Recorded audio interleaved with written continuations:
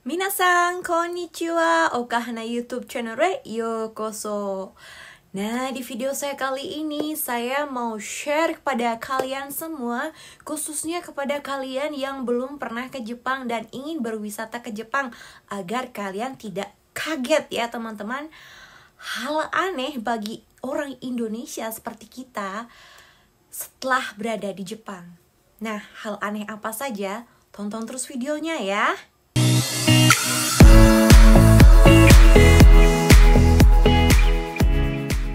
Yang pertama yaitu masker bedah. Pertama kali saya menginjakkan kaki saya di Jepang pada tahun 2004 ya teman-teman. Saya kaget karena sebagian besar penduduk Jepang itu menggunakan masker. Kaget karena belum terbiasa. Setelah saya tanya suami saya, ternyata mereka menggunakan masker itu untuk melindungi diri mereka dari paparan virus ya teman-teman. Karena kebanyakan orang Jepang itu menggunakan transportasi umum dan juga menghindari dari serbuk bunga ya teman-teman, yang mana sangat banyak sekali berterbangan di musim gugur, yaitu kafun atau kafun show. Bagi orang yang alergi terhadap serbuk bunga itu akan bersin-bersin dan hidungnya meler terus, akan mengeluarkan air hidung dari hidung ya teman-teman, seperti air mengalir gitu, bukan seperti pilek. Jadinya untuk mencegah itu mereka menggunakan pelindung, yaitu masker bedah. Yang kedua, vending machine di mana-mana di Jepang. Jadi bukan hanya minuman saja dijual di vending machine, ada jual bunga juga, buah juga, rokok juga, kondom juga, dan macam-macam dijual dalam vending machine.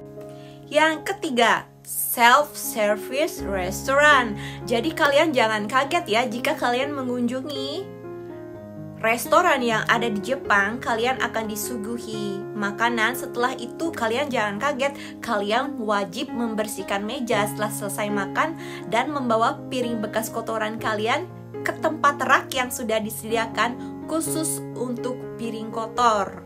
Oke? Yang keempat, makan bersuara. Saya kaget di sebelah meja makan saya itu orang makan ramen atau sup ya, terbuat dari mie kuah ya teman-teman, mengeluarkan suara yang berisik seperti nyeruput kopi ya teman-teman. Hal aneh yang bagi saya dan membuat saya risih pertama kali datang ke Jepang. Yang kelima, teh hambar. Jadi kalau kalian misalnya ke restoran atau coffee shop memesan teh, jangan kaget kalau tidak ada rasanya sama sekali. Yang keenam, toilet. Saya ingin bercerita sedikit. Pertama kali saya datang ke Jepang itu tidak bisa baca dan tulis kanji ya teman-teman, hiragana katakana sedikit. Nah, ketika saya ke toilet, saya bingung karena toilet Jepang itu terlalu canggih dan terlalu banyak ada tombol di mana-mana teman-teman. Saya ingin mencari tombol yang floozer untuk mengalirkan air ya, tapi saya salah pencet. Yang saya pencet malah tombol darurat. Itu berada di mall, salah satu mall besar yang ada di tempat tinggal saya ya teman-teman. Setelah saya pencet tombol darurat, guardman dan orang-orang pada datang ke dalam toilet dan menanyakan, "Dostan desu ka? Daijoubu desu ka?" Nggak apa-apa ya. Saya benar-benar malu banget waktu itu teman-teman. Jadi kalian yang belum pernah ke Jepang jangan kaget dan jangan sampai salah seperti saya. Hal-hal yang benar-benar memalukan sekali. Saya memencet tombol floozer, saya kira itu ternyata tombol darurat. Nah teman-teman, saya ingin sharing di sini kepada kalian, jika kalian mengunjungi toilet yang ada di Jepang, memakai toilet yang ada di Jepang, itu akan ada tombol emergency di setiap toilet yang ada di Jepang ya teman-teman. Yang mana tombol emergency itu khusus untuk misalnya setelah memakai toilet itu merasa kurang enak badan. Jadi untuk meminta bantuan atau pertolongan, kita menekan tombol emergency itu dan akan berbunyi pip pip pip ya teman, pip pip pip seperti saya dulu, dan guardman akan menolong kalian ya.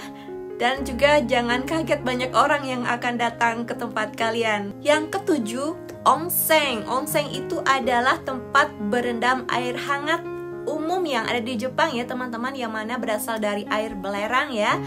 Kalau di Bali masih menggunakan baju berenang, tapi di Jepang alangkah kagetnya saya tidak menggunakan sehelai kain atau baju di dalam tubuh, benar-benar telanjang bulat ya teman-teman. Memang tempatnya itu berbeda antara pria dan wanita. Wanita khusus wanita dan pria khusus pria ya teman-teman. Walaupun begitu, saya betapa malunya harus melepas semua pakaian saya dan masuk ke dalam tempat berendam umum itu ya teman-teman. Itu yang membuat saya kaget. Nah, untuk teman-teman yang mempunyai tato di tubuh kalian, itu dilarang. Sebagian besar dari tempat pemandian umum itu melarang kalian menggunakan fasilitas mereka ya. Karena di Jepang tato itu masih dianggap tidak bagus ya teman-teman. Karena tato itu identik dengan yakuza, identik dengan mafia. Jadi kalian tidak diperbolehkan untuk mandi atau berenang di tempat pemandian umum ya, kalau kalian bertato, oke? Yang ke-8, pencuri pakaian dalam. Jadi saya ingin share kepada teman-teman semua bahwa di Jepang itu tidak 100% aman ya. Dan pencurinya itu aneh, bukan mencuri uang atau perhiasan, melainkan mencuri pakaian dalam kita. Itu banyak sekali terjadi di Jepang, dan hal itu juga pernah menimpa saya ketika saya tinggal di apartemen sebelum punya rumah ya. Tinggal di apartemen di lantai pertama, di lantai 1. Itu setiap hari pakaian dalam yang saya jemur di beranda itu hilang satu demi satu. Dan setelah jemurannya itu saya masukkan ke dalam, malah jendela yang terbuat dari kaca itu dibobol oleh malingnya hanya untuk mencuri pakaian dalam saya, tanpa mencuri uang atau perhiasan lainnya, hanya mencuri pakaian dalam. Hal yang aneh di Jepang, dan orang Jepang itu menyebutnya itu dengan sebutan hentai. Yang ke-9, mandi hanya sekali dalam sehari, yaitu sebelum tidur di malam hari ya teman-teman. Jadi saya belum terbiasa dengan kebiasaan orang Jepang seperti ini sampai sekarang. Saya seperti orang Indonesia masih ya yang mandi 2 kali sehari bahkan lebih, apalagi musim panas. Tapi orang Jepang, kalian jangan heran dan kaget, mereka hanya mandi di malam hari dan tidak mandi sebelum berangkat kerja atau pergi ke sekolah ya. Hanya sarapan dan sikat gigi dan cuci muka saja. Itu hal yang membuat saya kaget.